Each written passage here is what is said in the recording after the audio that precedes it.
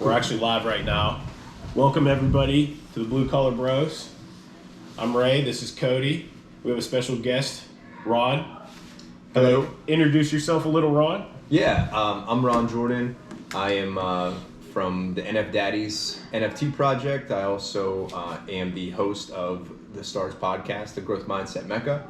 And in that podcast, we go over a lot of self-leadership tactics and just having a growth mindset, and really set me down the path of this NFT stuff. And yeah, so that's who I am right now. Perfect. We're going to talk a little bit about NFTs today. A subject that I dabble a little bit in. I got a foot in, a foot out. I'm like, I own some NFTs. Yeah. Cody has 0 feet in. I have 0 feet in. I know nothing. He might take a step into the metaverse after this. Yeah. We can get you in there, no problem. No problem. A simple smartphone will get you in. Yeah. Yep. Okay, so where are you from, Ron? I'm over in Slippery Rock. Okay. Yeah, Slippery Rock, PA. So those of you who are not familiar, Western Pennsylvania, born and raised, been here forever.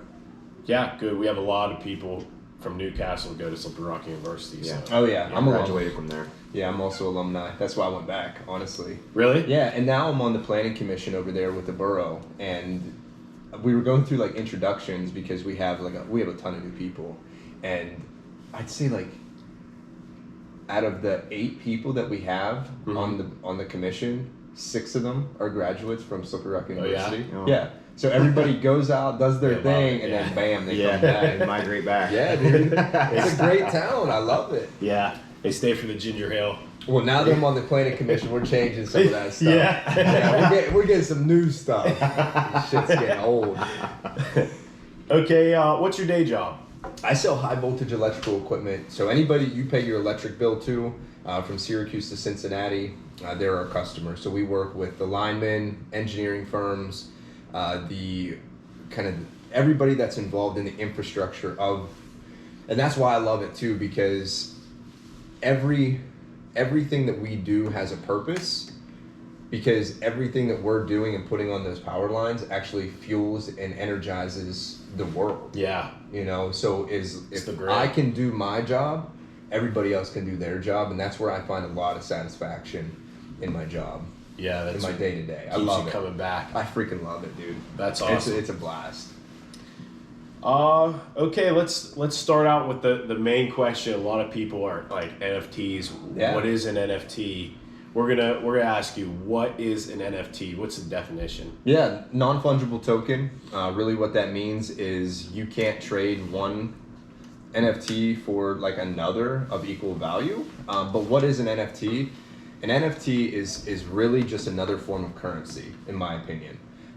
It's a contract. It's absolutely, it could be a contract. Yeah, and here's the thing. So with an NFT, it can be a ticket to a show, it can be a trading card, it can be a piece of art, it could be the title to a house. It can be a lot of things. And the cool part about an NFT is the smart contract that's fueling the language, and the NFT itself never expires, and it can never be altered. Right. And that's what I love about the blockchain in and of itself, is every single transaction that you make is on the blockchain and on a public ledger. And what a public ledger allows you to do is, if you're invested into a project and you can literally see your address, your money go into their wallet, and then you can see everything they do with their wallet. Mm-hmm. Everything. Yeah. They cannot hide it until you get it and you put it in the Coinbase, and then it can go wherever. However, you know that they took that money out. Right. So no matter what. So it's verifiable by the blockchain. Verifiable, transparent, you can't fudge it. Mm-hmm. And that's what I love about it, because everything that is wrong in governments and businesses, it's all these backside deals, these back alley deals. And to me, that's where the lack of trust enters into the situation, and the blockchain eliminates all of that and is very transparent. And whenever the trust breaks down between the individuals, the contract is there to pick it up. Right. And it can never be altered. Yeah, so basically you can draw up a contract. Yep. Just like a house. So if you're buying a house, the deed could be an NFT. Mm-hmm. Right? Absolutely. I pay you $100,000 for a house in crypto. Yep. That NFT. Now that NFT, which is the deed, is in my wallet. Absolutely. It's mine. You know, there's no going back. No. You were exchanged the money. I get the deed. Yeah. And that's basically, I mean, it could be anything. You know, Anything. a sports card like you were talking about, a piece of artwork. I pay you the money. I get the artwork. Now it's mine. Absolutely. So a lot of people... And the other part is nobody can fudge that now. Mm-hmm. Because the original owner is on the blockchain transferred to you. So if somebody tried to copy it, you know that it's not the original owner because you bought it from the original owner. So if somebody tried to do that, like with a ticket or something, you can always go back to the original piece. And that goes with the argument of the NFTs. Like, why do I want a JPEG on my phone? And I know Gary Vee has brought up the point where, well, if you look at the Mona Lisa and you take a picture of it, it's on your phone. But you don't own it. You don't own it. The person who owns it is the one who can sell it for tons of money. Yep. Right? Just because you have a picture of it and you make it your background doesn't mean you actually own the Mona Lisa. Right. So that's a good example of, like, you know, the art projects of how that works, because the rarity often makes the price go up. Mm-hmm. And to me, that really translated, like, how to view it. It does. You know? So do you actually have the physical property of it? So the physical property is a digital piece of property. Okay. So there's no physical unless... But they have been, I think with the contracts, they can make it the physical product. Well, yeah, absolutely. And again, like, honestly, your imagination is the limitation for the blockchain in NFTs, really. So it could be, so for example, we bought into a project that's called the Eternal Royals. The Eternal Royals will give you the digital art, but part of the redeemable part of the Eternal Royals was I got a physical piece, a physical canvas of the actual piece of art. So you can do both. Yeah. However you want to write the contract into the NFT. It's awesome too. My wife and I, we have the king and queen, and it's like emerald, and I'm holding an Ethereum jewel. Yeah. And she has like something like a heart in her hand, and it's all negative space, so there's no actual person, but he's like wearing a fedora and a super sweet jacket. Yeah, they're dope as fuck. Actually, I probably have a picture, but keep going. I won't show them to you. Okay, what's a seed phrase for people who don't know what a seed phrase is? It's your password. Your seed phrase is your password to your wallet, and you never want to give that out. And you never want to lose it either. Right. You never want to take a screenshot of it. You never want to type it into your email. You never want to send it to anybody. That is yours and yours alone. Right. That should be, as soon as you open your MetaMask wallet, you should write it on a piece of paper. You write it 3 times. You put one in your safe, one, and then 2 other places. Mm-hmm. 2 wherever. Totally different places. Yeah. But it should be a place where so if anything only you and your trusted people know. If you lose your password, if anything ever happens, you'll need that seed phrase to get back into your wallet. Yes. Yep. Okay. And if you give that to somebody, they can take everything. They can go into your wallet and take everything. So that's like because your password might be password 1 2 3 4. Yeah. You know, but that seed phrase is it's usually like 12 words. 12 words. And they're in a random order, and they're just random words. So you have to write those down and make sure you keep a record of them. Okay. That way, if you ever lose, I actually have a buddy. He lives a block away. He's my. Oh, that's cool. That is really cool. Yeah. That's cool. cool. Yeah, I see with like no face. Yeah. Yeah. So he actually said he bought Bitcoin a long time ago. Has no clue what his password is. It sucks. So that's it. It's gone. That's it. Yeah. So you can't get it. Wow. Yeah. Back when it was nothing, he probably just threw some money at it, and now it's can't. Yeah. And you only have a certain amount of tries too, and that's the shitty part. Is if Before you it guess, locks you out, yeah. it'll just lock you out. So I guess Which is stupid that it actually locks you out because you're the only person that can access it. So why would it lock you out? Yeah. So what platform is this all based on? Ethereum is what I play on. Okay. Ethereum is like the most dynamic version of the blockchain so far. Okay. Solana is another one that's starting to come out.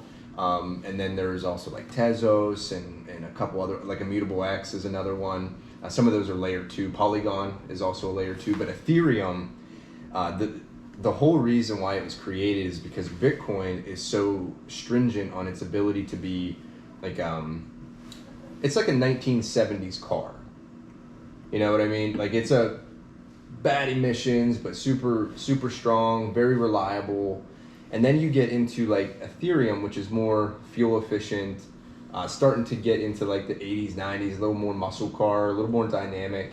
And then you get into this layer 2 stuff that is like hybrid. It's you can do anything that you want to with it, and there's low gas fees on it. So like there's a continuum of it. But what I play on is Ethereum, because I think Ethereum is it gives the developers enough latitude to sort of make platforms how they want to, and they can make layer 2 versions of Ethereum. And can you only work on one platform at a time? No. Can you can't cross between the two You of can them? cross. Okay. Yeah, they call those bridges. Okay. Yeah, you can definitely cross. Some of these applications you have to use wrapped Ethereum, or you have to use Polygon on the Matic network. So there's a lot of nuance that goes into it. Okay. You can really get confused quickly. Yeah, Seems like it. You got to put some time to look. I mean, Yeah. we're talking basics. Yeah. But I mean, things do get very. But complicated. here's as basic as it can get. Is you can open up your Coinbase wallet. You can then you can buy your Ethereum on there. Mm-hmm. Like once you connect your bank account and everything, and then you transfer those funds to your MetaMask wallet, which is called your hot wallet. Okay. And your hot wallet is how you can buy things. Okay. This is how you buy NFTs. Yeah, so essentially there's an exchange wallet. Yes. You need a wallet to buy. Then you transfer that into another wallet. You use the exchange wallet to buy the crypto. And then you exchange that crypto into another wallet, and that's how you buy NFTs. And then that's where you store. Yeah. A lot of the times you store your funds in that. So it's a little bit more secure than the exchange wallet. Or is They're it all the same? they're all the same. They're all on the blockchain. So Okay. really they're all very secure no matter what. I mean they're all secure. So we're talking max security. The top security would be a cold wallet. See, I have an argument on that. Okay. I have an argument on that because really all that it is, it's 2FA, if you're familiar with that, like two levels of verification. And you actually have to have the physical ledger. I use Ledger. Right. You have to have the physical ledger that you put the PIN code in order to do transactions. Right. Which, yes, is double security. However, If you lose it.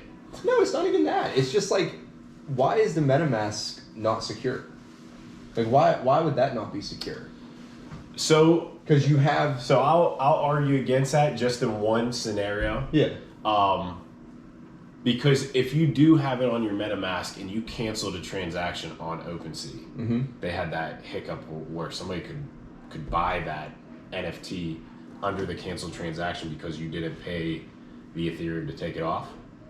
Are you talking about the recent? Yeah. So that actually, what that was so OpenSea went through this migration. They're still going through this migration to update their listing contract. So if you wanted to sell something, they're updating that contract. What had happened was somebody 28 days ago created a phishing email and sent it out. They got the OpenSea list of emails. Okay. And they sent it to everybody. And whoever clicked on that and then started the migration actually signed the transaction to go to this gentleman's wallet. Wow. So he put out a phishing email. People clicked through. He allowed them to do the migration because it was called a Wyvern contract. And he allowed them to go through it and got 28 days worth of people to do this. Wow. And then executed right before the listings were done. So And he got 'em all. I guess the cold wallet's preventing you from making any kind of dumb mistakes. Like I said, the cold wallet's good because I think anything's good that makes you take time in between I want to buy this and buying it. Yeah. The cold Like- wallet's actually like almost, it's about a USB drive. Yeah. And now instead of your NFTs being on your wallet, your cold wallet, no, your hot wallet, like MetaMask, you transfer it to this drive. Oh, so it's a physical drive. It's your cold wallet. Which is, to me, it's crazy that we are doing digital things to keep everything in the open, and then we're taking like a step You're not back. taking it off.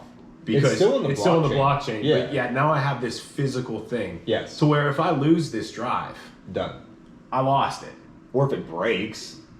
Yeah. So to me, it's like a James Bond thing in the future, like right, like this It drive has all is. the Bitcoin, 20 Bitcoin on this drive, yeah, to where Enjoy. right? It's kind of like the whole spy movies where it's like I have everything on this drive. That memory stick has the.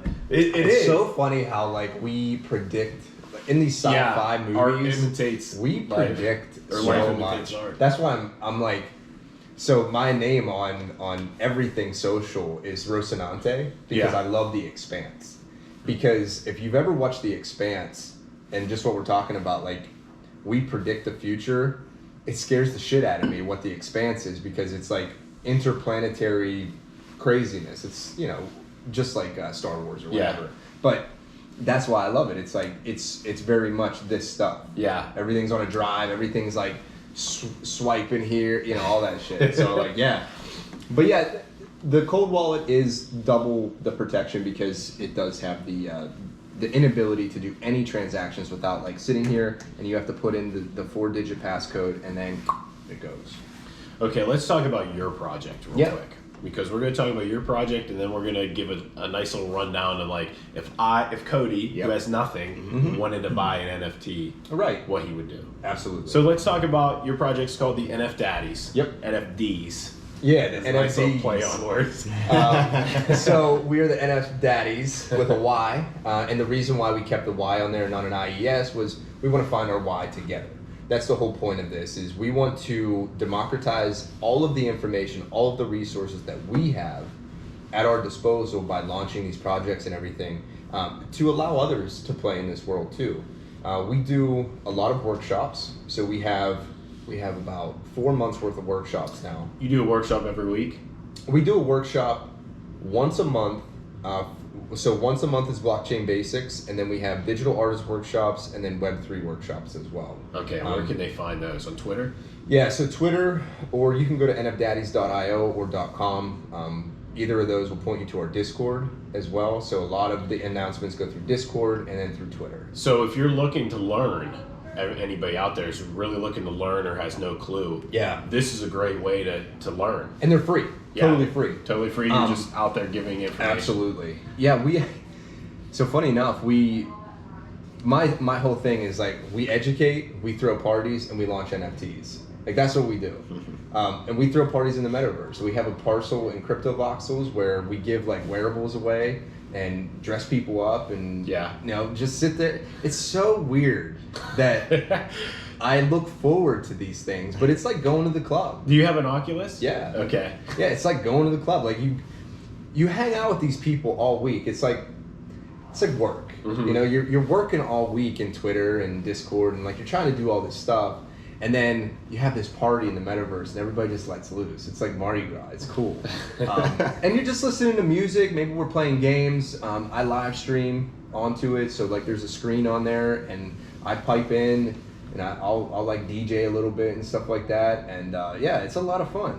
So if you're playing a song in the metaverse, in this room with all the people else with you in this room, they can all hear that song. Yeah.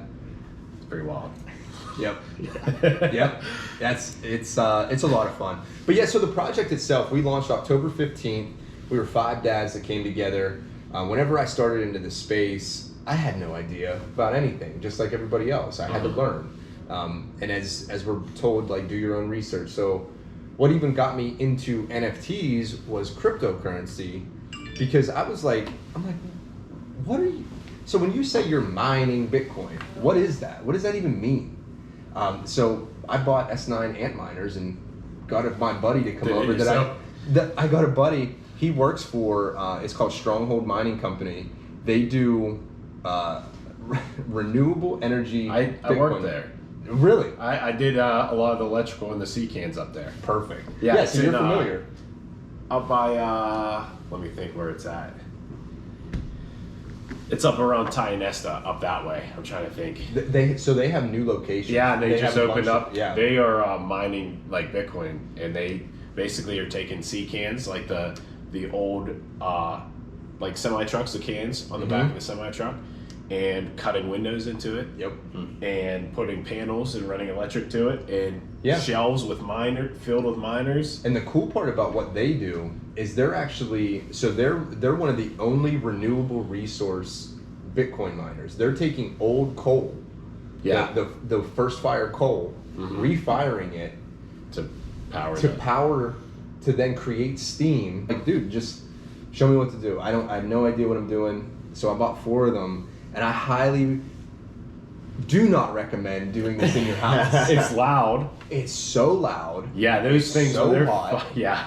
that's- During the winter time would be great. Yeah, I could. That's what I said. But of course, I did it in the middle of July. Yeah. It was awful. You walk past one of those sea cans, and you can actually see, when you look at a burning barrel and you can see the fire above it, like the heat, how it's wavy. When you're looking down the sea I can, bet. you can see the wave, like the heat coming off. I bet. And when you walk past it, it's like, oh my god, it's 90 out, and you walk past, and you're like, oh And it's my still god, hot. it's 100. Yeah. So how does that turn into Bitcoin? That's what I don't understand. Yeah, so that was my question too.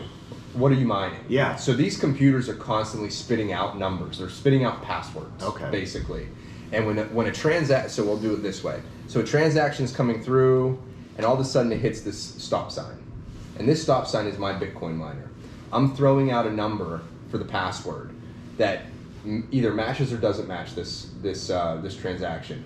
So I bring it in, I guess the right password. I verify that this is an okay transaction. Now it goes to the next one. They do the same thing, and it goes to the next one, and they do the same thing. I don't know how many it goes through, but I know that you have to verify the whole way, and whoever verifies, whichever computer verifies, is then given a tip. Because there's a transaction fee whenever you transfer Bitcoin or buy Bitcoin or anything. There's a fee. There's a little fee that comes with that. So essentially, that's where the fee is going to the miners. To the miners. Whoever processes That's why you the transaction. pay gas fees. Yeah. Is because you have to pay for my computer Verifying. to verify what you're doing. Yeah. Okay. So whenever I get tips, it goes in. I was involved in what they call a slush pool, which was like 100,000 miners. So it was more likely that we would hit with 100,000 of us than just me. Right. So that's why you get into these pools, and then you split it, and then after a certain amount, you get a payout. And that was the cool part for me. So I understood after installing those and watching what was happening and seeing my electric bill go through the roof. I ran them for a week, and I was like, shut it down. I figured it out. I got it. Okay. I see what now, I mean. I ask these guys this too, because I've been at different sites, and I'm like, what are you netting? So how did you see a net profit from that? And if you did, was it like minute? So if you are at 14 cents per kilowatt hour, I'm going to get nerdy on you. Okay. If you go 14 cents per kilowatt hour, it's hard to make money unless Bitcoin is at 38,000 or more. above? Okay. Because I was going to lose about $200 that month Okay. if I would have ran it for the full month. But that would mean that I would have had to cash out, and then, you know what I mean, to break even. So like, So if you waited for it to go. yeah. So that's why. So if you stopped and you lost that money, say you lost like $100 to it, and you stopped and just sat on it, and now Bitcoin went up to $60,000. I probably would have netted. Then it turns into a net profit. Exactly. So, and that's what you're banking on. Yeah. You never shut the miners down, even though it's low. You keep them on in anticipation that it's going to go back to 60, Right. 70, Yeah. or more, and hopefully splits at some point. That'd be cool. Let's see where we're at. So, okay, your project, you were starting about the NFDaddys. What's your roadmap as far as like, what is the why of the NFDaddys? Yeah, the why is really to democratize the information, and our goal is to launch 100 community NFT projects, whether that's through us or as a result of our workshops, we don't really care. We're going to count them all. Okay. And then to onboard 1,000 new NFT crypto enthusiasts through these workshops as well. That's awesome. Yeah, that's our ethos, is what we're trying to do. That's what we're trying to accomplish. Okay, so explain to Cody how to buy one. Yeah, So absolutely. Cody has nothing. What's his first step? Your first step is to download the MetaMask app on your phone, and then you can actually buy through Apple Pay on there, and you could get up to $400, and you can start playing. So he has to buy Ethereum. Mm-hmm. Okay. Now he has Ethereum in his He's MetaMask. Yes. So And then you're gonna go on to from the MetaMask, he opens up the browser. yeah. So you go into MetaMask. There's a browser in there. You can go on to, I'm gonna go selfish plug, NFDaddys.io. And you're gonna go to Mint, and then you'll connect your wallet, which is Real quick, minting. yeah. Minting's only available when you're just starting the project, correct? You can only, most Yeah. projects only mint a certain number. Mm-hmm. Yeah. So- So minting is like opening a fresh pack of cards. Whenever anybody who's out there who's done any Yeah, baseball because cards you're or not, whatever. you don't know what you're buying Right. as far as the properties, because a lot of these projects have rarities. So Yep. you're basically buying a blank project. Okay. And then after that project launches, then it randomly assigns you one of the NFTs. Yeah, that's one variety. Yeah. There's another variety that you do know what you're getting. Like there's so many options, Mm-hmm. but our project is a random generative project. A lot. That's what it's called. I would say most of them. A lot. For yeah. the minting. I mean, Yep. minting one. If you didn't mint, you could buy on the secondary market. which is OpenSea or Super Rare, or there's another couple of them out there now. Rarible. Yeah, Yeah. Rarible. And that is like you think about it like eBay. Yeah. Okay. Yep. And then that's where all of the So he like could if search everybody for minted a NFTs. bunch, if they minted a bunch of them and they're like, ah, shit, I didn't get anything good, all of that goes on the secondary. Because a lot of these guys are hunting for rarity, and if they don't get it, they push everything back out on the secondary, and that's where you can really get some good deals. Yeah, Out of the secondary so the market. floor on OpenSea, there's a lot of terms, but floor means the very lowest listed Yep. piece. Okay. So right now, Gary V's project, the floor on VFriends is I think 13.9 Ethereum. So Which that's is the nuts. that's the lowest you can buy one for. is What does right that now? equal? Yeah, dollars. I'm gonna look at probably your Coinbase right now. probably about 40,000 maybe. Yeah. $40,000. Yeah, we that's bought the them for like $1,000. yeah. Wow. Yeah. It's amazing. We got 2 of them. You guys got 2, right? I got 2. Yeah. Yeah, I had 4. But at one point they were at 22 know. for the floor. I know. I'm mad. Yeah. to have a time machine. That's Yo, Because- to have a time machine, I would have sold my house. I would have sold my car. and bought I would have a bought bunch all. more, yeah. Dude, I was So I bought 4 nice. to start. And I did some stuff with it, and I sold 2 because we actually just moved into this house. And that was going to be my down payment on the house before they came back and said, that's not a verifiable form of income. So like this is my luck. So I cashed out, Okay. and that's when it spiked to like 9 Ethereum. We were at like 4, and it spiked till the floor became 9 to 10. And also So your Ethereum, money almost doubled. yeah, Or and more then than doubled. Ethereum jumped up too. So they double dipped, like everything yeah. went up. ETH is low right now. It's at 2,500. Is it? Mhm. Wow. Yeah, I knew it was low. It dropped almost to 1,800. Now, what controls the fluctuation? I don't know Yeah, about that. 2,500. I have a lot of theories about what controls that fluctuation. There aren't very many people inside of the crypto world. Honestly, if you look at some of the bigger wallets in the whales, there are, and this is my biggest bitch about the industry in and of itself, and that's why I want more people into it, is to spread this wealth. Because just like everything else, there are a few wallets that will dictate Yeah. a lot of the market. And that's why whenever I'm looking at, and this is not financial advice, but whenever I'm looking at projects, especially coins, I gotta have a market cap. Like there has to be a cap. No caps are so strange to me because it's just like the US dollar. There's no cap on the dollar. So yeah, So cap the means- inflationary and deflationary is like, it's astronomical how much it could fluctuate. But if there's a cap, you know the supply, A cap and then is you like know the demand. is like when the dollar was backed by gold. Yes. And now without a market cap, it's like, well, they're just printing money. So Right. so Bitcoin has a cap on it. There's only so many Bitcoin Right. that you can have. So when people lose it, that makes it even more Exactly. rare. Oh, so Which like people increase- losing their thumb drives and their password and all that. So then I'm sure does that's it happening a lot. does it go away when somebody loses it? If it's inactive in a wallet for so long, does that There's no garbage collector for Bitcoin. okay? It just stays stagnant. So it's just Yeah. Does ETH have a market cap? I believe it does. Okay. Yeah, I believe there's only a certain amount because whenever I was looking at the white paper on like I can't remember. I can always butcher his name. Buteric, Oh yeah. his white paper. Yeah. The And that's- creator. Yeah. Yeah. That's sort of where I derived all my It's like information from. Vitalik. Yeah, Buteric. Buteric or something. Yeah, I can never say his name. I butcher it every time. All right, let's talk Super about interesting gentleman. let's talk about you for a little bit, and then we're gonna close Yeah, it up for sure. Just so you on a personal level, you're into a lot of things. Mm-hmm. Do you have a locked-in routine? Do you wake up at a certain time, or do you eat the same lunch every day? Do you work out at the same time every day? No, I don't do like real strict stuff like that.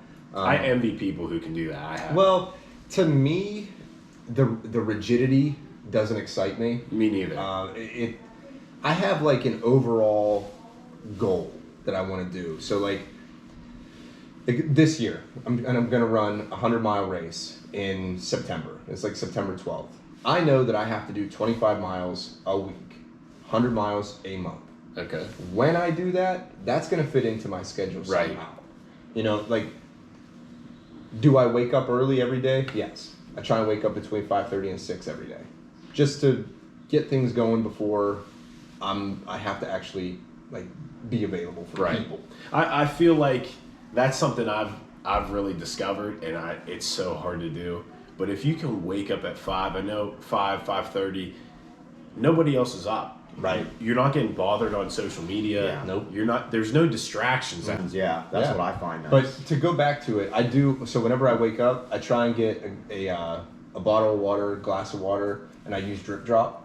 So it's a hydration adder. Okay. I try and do some sort of hydration first thing in the morning. Okay. And then I'll start my coffee and kind of read, and I get on Twitter pretty much immediately. Go through my emails. I know you're not supposed to like do Look all at that your stuff. phone first but thing, but I wake up and I'll do most. Get my water, get my coffee, and then I'll start reading. okay. So that's Just a good catching up. little routine. Yeah. Let's see. Do you have an author, or do you listen to a podcast religiously, or is there an influencer that has really like just kind of Yeah. got to the core of you and Yeah, pushed you so somewhere? about 4 years ago, Jocko Willink just knocked my lights out Yeah. with his book Extreme Ownership. Great book. Fantastic. And I go back to it all the time because I actually just heard it the other day, is whenever you're pointing a finger, like these three are right back at you. Yeah. And you obviously did something. If you're pointing a finger at somebody, you're having a disagreement, like you've obviously added to that situation. So like you Yeah. need to really take a focused look at what you did. And most of the time you can be like, you can say, yes, I did this and you did this. How can we both do better to do this next time? You know what I find really, maybe not comforting is the word, but if I take responsibility for my actions and you did something really shitty to me, I say, you know what? It doesn't matter. I have to do it. You were supposed to go pick Yeah. up the groceries. You didn't. Now I'm stuck. I should do it. You got to take responsibility for every little thing in your life. Mm-hmm. You leave no outside forces to dictate Right. how your life goes. If you take responsibility Right. for everything, Mm-hmm. then who else is going to But push here's your the life thing one way or too. the Here's other? the coolest part about that. What I've noticed is when I start doing that, the person starts to do it too. They're like, yeah, you know what, man? I could have done this better. Yeah. I could have done this. I probably should have prioritized this over everything else I was doing.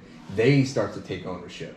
And now Yeah. it becomes like this collective, everybody's owning their shit. Yeah. And by that's the example. part that it's that's the part to me that really pushed over. There's another one that I listen to is David Goggins. Love Goggins. Lights Out. David Goggins, Cam Haines, Tim Ferriss. Talk about what you said earlier about like them shooting. Oh yeah. So like, because I like that a lot. Yeah, some of these guys are like super extreme, and they go super far this way. And I tried to get there. Like I really tried to go as like Andy Frisella is another one. 75 hard. Like I tried to do these things, and it was just like it was so rigid that. This kind of, all of those guys collectively added to my thing that I'm doing now is it's called No Plan B. And what No Plan B is really just never quitting. So just because I didn't get to there, because what was happening is I was getting pissed at myself. And then I was getting disappointed. I was beating myself up. It's like, dude, why can't you do this? Are you not hard enough? Yeah. Are you not, those things? And I'm just like, no, I actually am. I just don't want to. Like, I don't really want to do those things. I feel like, and that's a good point, because I feel like when Goggins is talking and he's like, you know what, you can do this and this. Well, he's also been divorced, and that probably, like you have to sacrifice a little bit. You have to sacrifice time for your family and time. You can be the hardest individual on the earth. Does that make him happy? I don't know. But here's the thing. Everybody's happiness What's your goal? Right. What's your goal? And that's the part to me that shit just didn't fit into my overall goal of being a family man, right, and creating a business and these other things that I wanted to do. Occupying my time with all of that stuff wasn't aiding in my overall goal that I wanted to do. And I say this all the time, like, what are you dedicated to? That's where your time goes. Yeah. And if you're not dedicated to being this like extreme, crazy, ultra endurance person, that's okay. Yeah. Yeah. That's you can be super crazy awesome at crocheting or whatever. Like whatever it is you want to do. And I told this to my kids too. I said, I don't care what you do in life, but be the best at it. Because no matter what you do, as long as you're striving to be the best at it and you land somewhere in between, you're going to be damn good. Yeah. Yeah. You're going to have success. You're going to be so good. Because you're going to be putting forth all this effort. And once you start putting forth the effort, they create habits, and those habits create just longevity, in my opinion. Okay, what are some of your crazy hobbies? So what's not a crazy hobby of mine? Real quick, run through. Yeah, so I'm a blue belt in jiu-jitsu. I do competitions for jiu-jitsu. I'm a 2nd degree black belt in Krav Maga. I do ultra endurance running. Recently just completed my first 100K. So that took me 14 hours, 46 minutes. I sat down once. This year I'm going to do a 100 miler. I do snowboarding. I do NFTs, crypto. Everything's just I am master of time, because I don't know how you get it all in. Schedule. It's a schedule. And I go through this all the time on my podcast. It's like people ask me that. They say, how do you do all of this? It's all scheduled. You got to really make time for it. It's all scheduled. Make time for the things. Here's the thing. I don't know what's going on with Pittsburgh Steelers. I don't know what's going on with the Penguins. Like I don't know anything else other than what I'm doing. Yeah, what's important to you. Yeah. Like I don't know anything else. All right, last question, and then we're gonna let you go. Yeah, for sure. What's your spirit animal? Woo! Spirit animal. Boy, not a light one. Man. We'll give you a little time to think about it. Yeah, I sprung that on you. I went over everything else here's with the you. thing. I like koalas. I've always liked koalas, and because koalas are like super chill, very laid back. They're fine, and they're very particular about what they eat. They're very particular, and to me, like that's how I am. I'm very particular about things. However, like as cute as they are, they will fuck you up. There you go. Like that's they a great will mess answer. you up. Yeah. Most people are gonna say shark or lion and stuff. Yeah. I love it. And if you've ever heard a koala like just go crazy, YouTube it. They're nuts. And you think they're so cute, but man, don't step to them. So that's my jam. I actually bought into an NFT because of koalas. Did you? Yes. Yeah, they're from Australia. The project itself, and they donated. Cool. So some of the money that they ended up getting, they had tons of fires over in Australia. Oh, yeah. Okay. Tons of wildfires that devastated. Like, again, I said they were particular about what they eat, eucalyptus leaves. Right. Yeah. devastated their habitat. So this project donated a ton of money to these shelters that help koalas become. That's a good way to tie it all in. Yeah. Viewing the roadmap of a project, seeing that will be in the roadmap. This is what we want to do, and that goes back to doing your own research and finding a project that speaks to you. Yeah. If you want to get in. Actually, I would like to say one more thing. Yeah, go ahead. So some of the NFT conferences that are coming up, NFT Miami and NFT NYC and VCon, NFT NYC and NFT Miami, I'll be speaking at. Oh yeah. So I'll be doing NFTs for good, and that's going to be our That's awesome. topic. So Congratulations. that's very much into NFTs for good. Okay. Charitable Before we situations. go, plug your socials. What's your podcast? Yeah, thestarspodcast.com. You can find pretty much everything there.